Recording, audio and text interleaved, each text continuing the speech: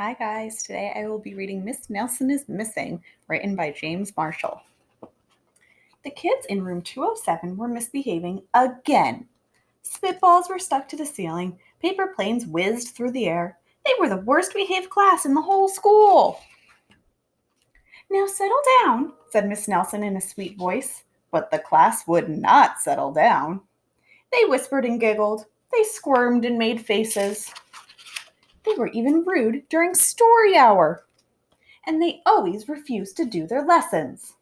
Something will have to be done, said Miss Nelson. The next morning, Miss Nelson did not come to school. Wow, yelled the kids. Now we can really act up. They began to make more spitballs and paper airplanes. Today, let's just be terrible, they said. Not so fast, hissed an unpleasant voice. A woman in an ugly black dress stood before them. I'm your new teacher, Miss Viola Swamp. She rapped on the desk with her ruler. Where's Miss Nelson? Asked the kids. Never mind that, snapped Miss Swamp. Open up those arithmetic books.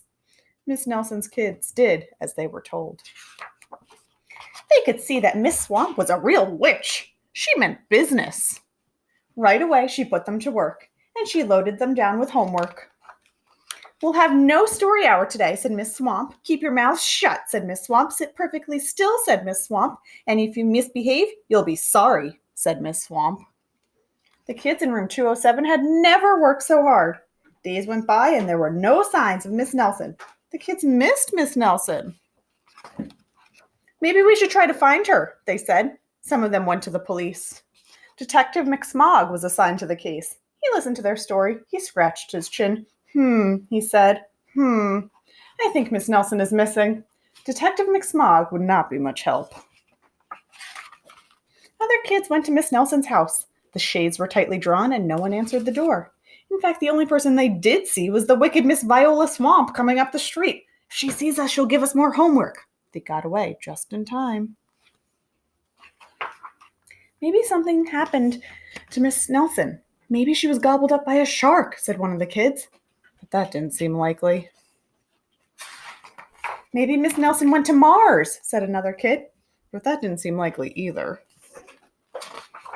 I know, exclaimed one know-it-all. Maybe Miss Nelson's car was carried off by a swarm of angry butterflies. But that was the least likely of all. The kids in room 207 became very discouraged.